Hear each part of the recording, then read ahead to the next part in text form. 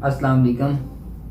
ये स्टूडेंट्स कैसे हैं? आप खैर-ओ-आफियत से हैं? स्टूडेंट्स, आज की हमारी वीडियो माइटोसिस से मुतल्लिका है। हम थोड़ा सा प्रीवियस लेक्चर को भी देख लें। हमने प्रीवियस स्टूडेंट्स बात की थी ओवरऑल इंट्रोडक्शन के तौर पे कि सेल साइकिल क्या है, और उसके अंदर G0 फेज पे जाके हमने इससे पहले एंड किया था। हमने G1 फेज, S फेज और G2 फेज को डिस्कस किया। स्टूडेंट्स, आज हम बात करेंगे G0 फेज से मुतल्लिका। हमारे पास ओवरऑल ये टॉपिक है सेल साइकिल का।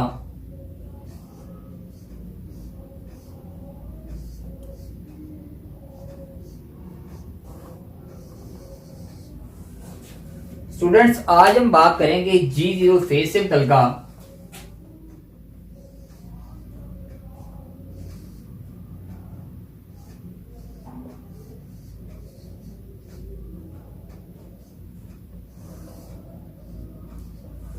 सिंपली स्टूडेंट्स, अगर ओवरऑल बात की जाए G0 फेज क्या है, एक ऐसा फेज जिसमें सेल क्या करता है, डिवाइड करने का अमल स्टॉप कर देता है। हम कहेंगे stop dividing. Stop dividing, dividing को स्टॉप कर देता है।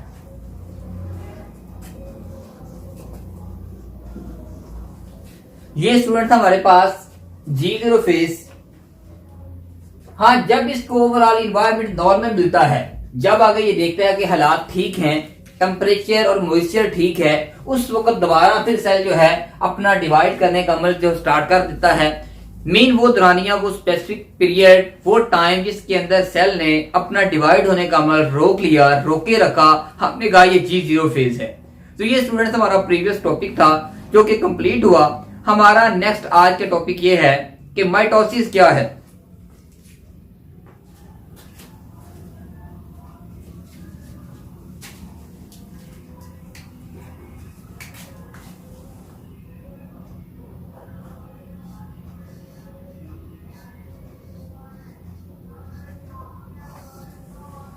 स्टूडेंट्स, अगर हम माइटोसिस की बात करें, मैं यहां पे कुछ पॉइंट्स को लोकेट करने जा रहा हूं। एक तो स्टूडेंट्स, नंबर 1, कौन से साइंटिस्ट ने बाकायदा तौर पे माइटोसिस के ऊपर फर्स्टली काम किया, वो है विल्टर फ्लेमिंग।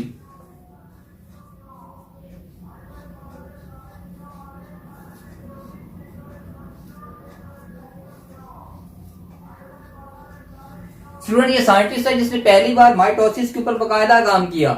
विल्टर फ्लेमिंग ने ये जो एक्सप्लेन किया है, कब किया स्टूडेंट्स? 1880 के अंदर, 1880 सेंचुरी के अंदर जाके इसने माइटोसिस के ऊपर बाकायदा काम किया। स्टूडेंट्स, हम इसकी डिटेल में चलते हैं। माइटोसिस का अमल बेसिकली क्या है? अगर हम उस माइटोसिस के अमल की बात करें, वेरी सिंपल है स्टूडेंट्स। माइटोसिस के अंदर एक सिंगल जो सेल है वो स्टूडेंट्स अगर डिवाइड होता है 2 सेल्स के अंदर। मैं यहां पे 2 सेल्स ड्रा कर देता हूं। हम इस 2 को रिमूव कर देते हैं। एक सेल जो है वो 2 सेल्स के अंदर डिवाइड हो गया। और ओवरऑल स्टूडेंट याद रखिएगा, फर्स्ट वाला जो सेल सिंगल डिवाइड हुआ है इसे कहा जाता है पेरेंट सेल। नए बनने वाले जो 2 सेल्स हैं स्टूडेंट्स, इनको कहा जाता है डॉटर सेल्स।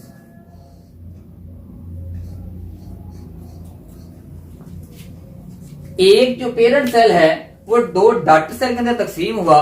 स्टूडेंट्स याद रखिएगा, इन डॉटर सेल्स के अंदर क्रोमोसोम की तादाद इतनी ही होती है जितना कि पेरेंट सेल के अंदर है। इसका मतलब हम ये कहेंगे, a process of cell division in which one parent cell is divided into daughter cells and each daughter cell have the same number of chromosome as present in parent cell। एक ऐसा प्रोसेस जिसके अंदर एक जो cell था, parent cell 2 daughter cell के अंदर तकसीम हुआ और हर डॉटर सेल के अंदर क्रोमोसोम की तादाद इतनी ही थी जितना के पेरेंट सेल के अंदर मौजूद थी। तो स्टूडेंट्स, ये कौन सा अमल है? माइटोसिस का। अगर हम इसके अंदर ओवरऑल बात करें मजीद फेजेस कौन से हैं, फेजेस की अगर हम बात करते हैं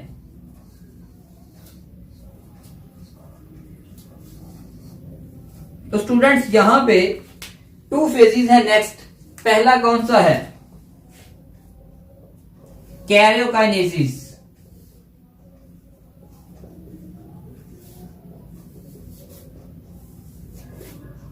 स्टूडेंट्स दूसरा कौन सा है, साइटोकाइनेसिस।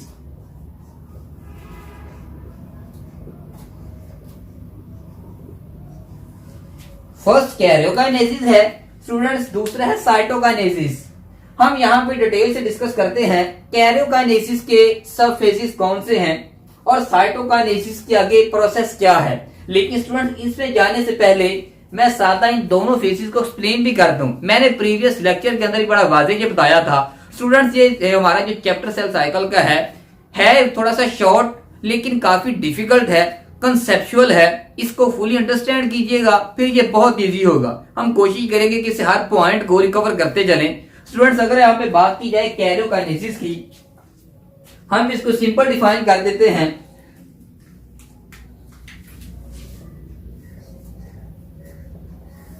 कैरियोकाइनेसिस क्या है जी, division of nucleus.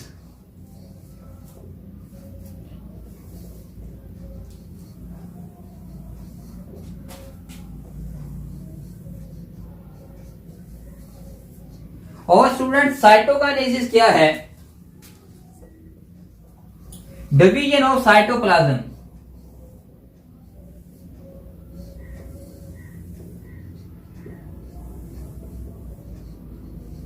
Division of cytoplasm.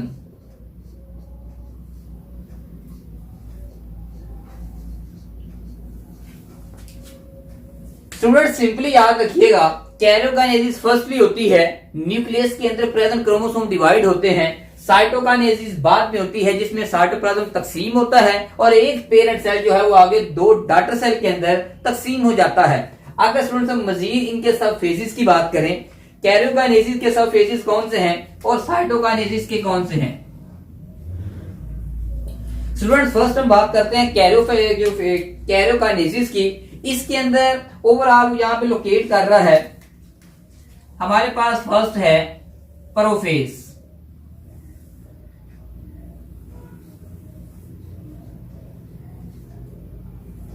Student second हमारे पास है मेटाफेज।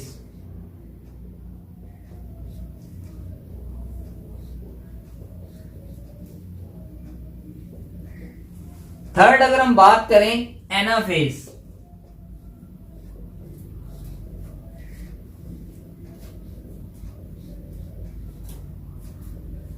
और लास्ट पे है टीलोफेज।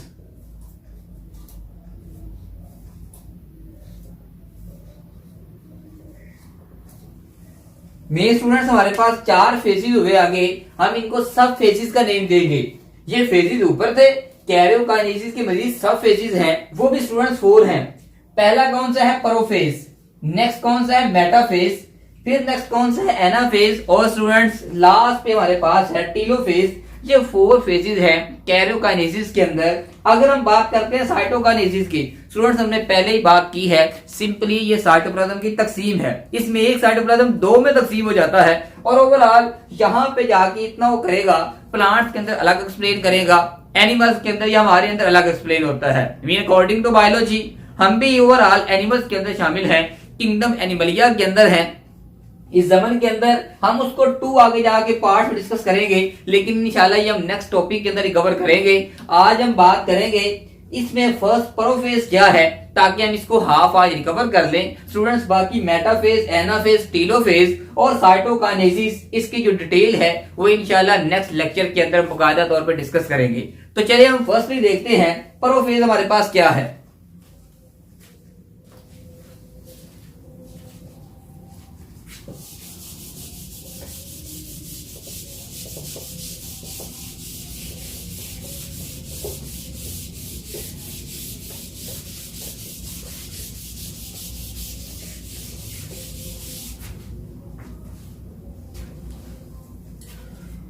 जी स्टूडेंट्स हमारे पास बच गया है प्रोफेस। हम इसको जरा डिस्कस कर लेते हैं।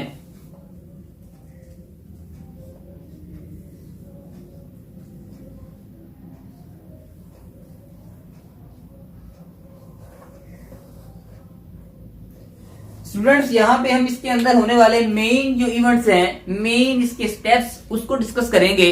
प्रोफेस के अंदर कौन कौन से काम होते हैं। स्टूडेंट्स पॉइंट 1, यहां पे स्टूडेंट्स ओवरऑल बात कर रहा है कि प्रोफेस के अंदर आम क्या होता है, genetic material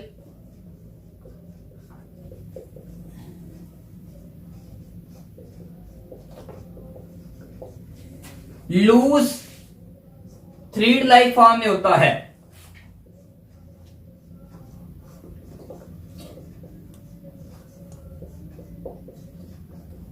loose thread like form में होता है। और स्टूडेंट्स इसको क्या कहा जाता है, जब जेनेटिक मटेरियल खुले दागों की शक्ल में होता है स्टूडेंट्स, उस वक्त हम कहते हैं कि ये आम रूटीन में क्रोमाटिन मटेरियल है।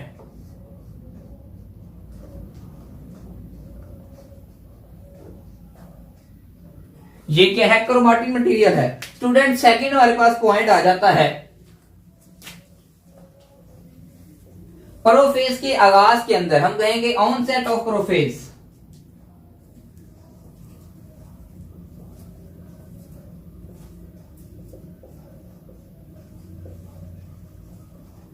जैसे ही प्रोफेस का आगाज होता है तो स्टूडेंट्स फिर क्या होता है, यही लूज थ्रीड लाइक स्ट्रक्चर आगे कन्वर्ट हो जाता है कंडेंस फॉर्म के अंदर।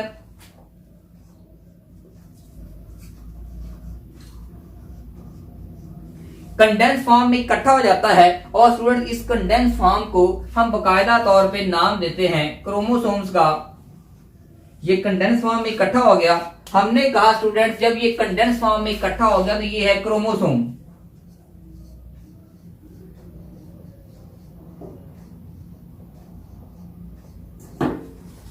स्टूडेंट थर्ड पॉइंट यहां पे क्या होता है, अगर आपको थोड़ा सा पिछला लेक्चर याद हो तो स्टूडेंट्स हमने वहां पे ये बात की थी कि ओवरऑल एस फेज के अंदर क्या होता है, क्रोमोसोम डुप्लीकेट हो जाते हैं, डुप्लीकेट क्रोमोसोम्स।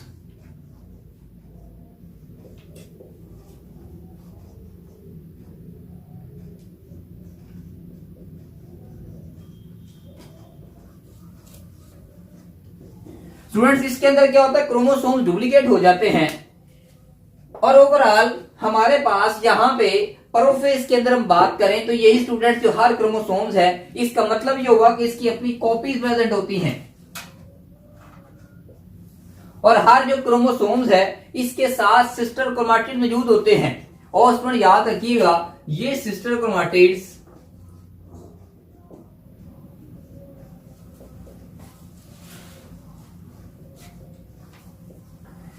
सिस्टर क्रोमाटिड्स कहां पे अटैच होते हैं, एक मेन पॉइंट पे जिसको कहा जाता है सेंट्रोमर।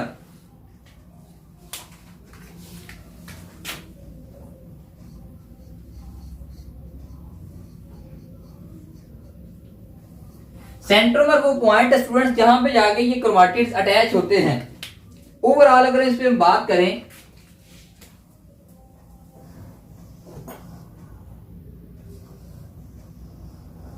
मैंने ये स्टूडेंट सिंपली ये क्रोमोसोम को अरेंज किया, ये यहाँ पे जो पॉइंट है यहां पे जाके देखिएगा इसकी ये 2 क्रोमाटिड्स अटैच हैं। हम इसकी बात कर रहे हैं, ये सेंट्रल पॉइंट ओवरऑल ये क्या कहलाता है, सेंट्रोमर। अब यहां पे क्लियर हो गया हमें। हम नेक्स्ट चलते हैं स्टूडेंट्स, ओवरऑल यही जो सेंट्रोमर है इसकी दूसरी साइड पे यहां पे एक पॉइंट प्रेजेंट है जिसे कहते हैं क्नीटोकोर।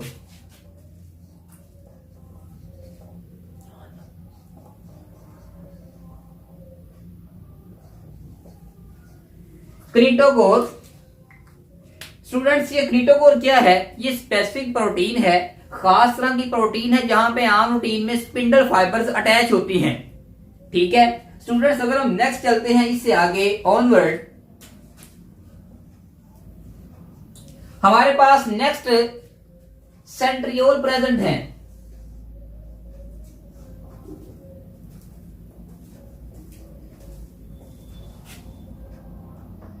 स्टूडेंट ये सेंट्रियोल कहां प्रेजेंट है? नियर न्यूक्लियस, न्यूक्लियस के करीब ये प्रेजेंट है।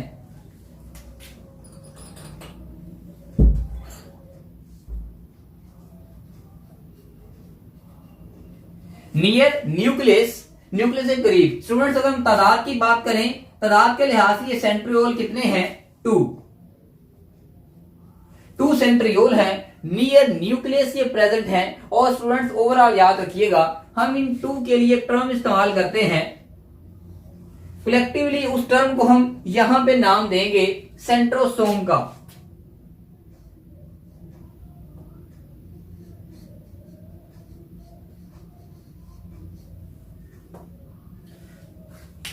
दो अगर हम सेंट्रियोल के स्टूडेंट्स बात करते हैं, हम उसको कलेक्टिवली नाम देते हैं सेंट्रोसोम का। याद रखिएगा स्टूडेंट्स, जैसे ही सेल तकसीम होता है, यही सेंट्रियोल ऑपोजिट मुखालिफ जानब के अंदर मूव कर जाते हैं। और जब ये मुखालिफ जानब में मूव करते हैं, तब ये स्पिंडल फाइबर्स को अरेंज करते हैं। स्टूडेंट्स स्पिंडल फाइबर्स को ये कैसे अरेंज करते हैं? ओवरऑल साइटोप्लाज्म के अंदर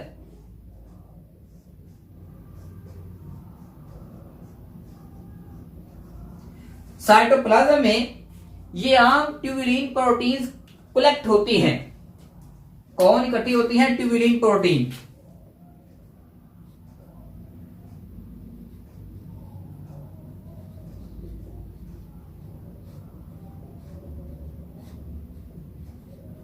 और स्टूडेंट्स जैसे ही साइटोप्लाज्म में ट्यूबुलिन प्रोटीन इकट्ठी होती हैं, ये मिलकर क्या बनाती हैं? माइक्रोट्यूब्यूल्स।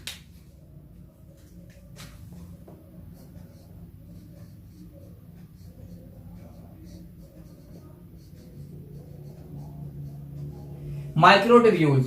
और स्टूडेंट्स जैसे ही ये माइक्रोट्यूब्यूल्स आपस में इकट्ठी होती हैं, ये मिलकर बनाती हैं स्पिंडल फाइबर्स।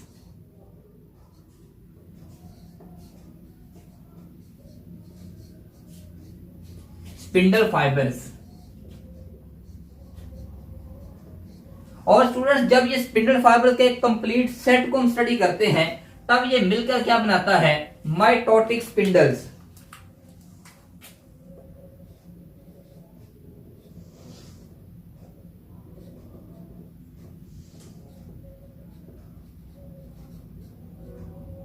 माइटोटिक स्पिंडल्स ये स्टूडेंट्स ओवरऑल साइटोप्लाज्म के अंदर ट्यूबुलिन प्रोटीन इकट्ठी हुई, ट्यूबुलिन प्रोटीन ने मिलकर माइक्रोट्यूब्यूल बनाई, इन्होंने स्पिंडल फाइबर्स बनाई। हमने इसको कंप्लीट सेट को माइटोटिक स्पिंडल कहा। कल इंशाल्लाह हम इसको बकायदा डिटेल से देखेंगे। माइटोटिक स्पिंडल जो है बाय शेप कहां पे हैं? जब एक सेल जो है उसके अंदर क्रोमोसोम सेंटर में अरेंज होते हैं, students along the equator arrange होते हैं, उस वक्त साइड से जो आने वाली जो लाइनिंग है उसे कहा जाता है ये क्या है? स्पिंडल फाइबर्स है। और हमने उसके स्ट्रक्चर्स की आज बात की, इंशाल्लाह हम नेक्स्ट बात करेंगे ये स्पिंडल फाइबर्स क्या है, यहाँ पे वो एट लास्ट पॉइंट के अंदर लोकेट करता है। ओवरऑल प्लांट्स के अंदर स्टूडेंट्स वाजिया न्यूक्लियस मौजूद नहीं होता, और यहाँ पे जाके रूटीन के अंदर क्या आता है कि ये स्पिंडल फाइबर्स न्यूक्लियर डेवलप के ऊपर ही बनती हैं, जिस बुनियाद पे जाके उनका सेटअप थोड़ा सा सादा है। और एनिमल्स के अंदर ये थोड़ा सा कॉम्प्लिकेटेड है, पेचीदा है। इसकी बकिया डिटेल इंशाल्लाह नेक्स्ट लेक्चर के अंदर डिस्कस की जाएगी। स्टूडेंट्स ओवरऑल हमारा आज का ये टॉपिक था, रिमेनिंग इंशाल्लाह हम सुबह कवर करेंगे। हम एंड करते हैं एक छोटे से क्वेश्चन के साथ। वो क्वेश्चन क्या है स्टूडेंट्स? आज का क्वेश्चन बहुत इजी होगा। वो कौन सी ऐसी चीज है जो पाकिस्तान में है, इंडिया में है, लेकिन बाजार में नहीं है? और स्टूडेंट्स आपको इसका अगर आंसर का पता हो तो आप कमेंट्स में लाजमी बताइएगा, और बताइएगा कि हमारी आज की वीडियो कैसी लगी। लेकिन स्टूडेंट्स हमारे इस इजी से क्वेश्चन का आंसर है नून। सेकंड यहां पे हम क्वेश्चन को रेस करेंगे, वो कौन सी ऐसी चीज है जो नीचे भी जाती है और ऊपर भी आती है, लेकिन अपनी जगह नहीं बदलती? मीन ऊपर भी जाती है और नीचे भी आती है, अपनी जगह नहीं बदलती। तो स्टूडेंट्स इस पे अगर हम बात करें तो वो है सीढ़ी। ये हमारी आज की वीडियो थी। मुझे इजाजत दीजिएगा, इंशाल्लाह मिलेंगे नेक्स्ट सेगमेंट के साथ। नए वाले जो साथी हैं हमारे इस चैनल को सब्सक्राइब कर लें। यहाँ पे इंशाल्लाह आपको मैट्रिक और इंटर के बायोलॉजी के तमाम जो है लेक्चर्स वो मिलते रहेंगे। अल्लाह हाफिज।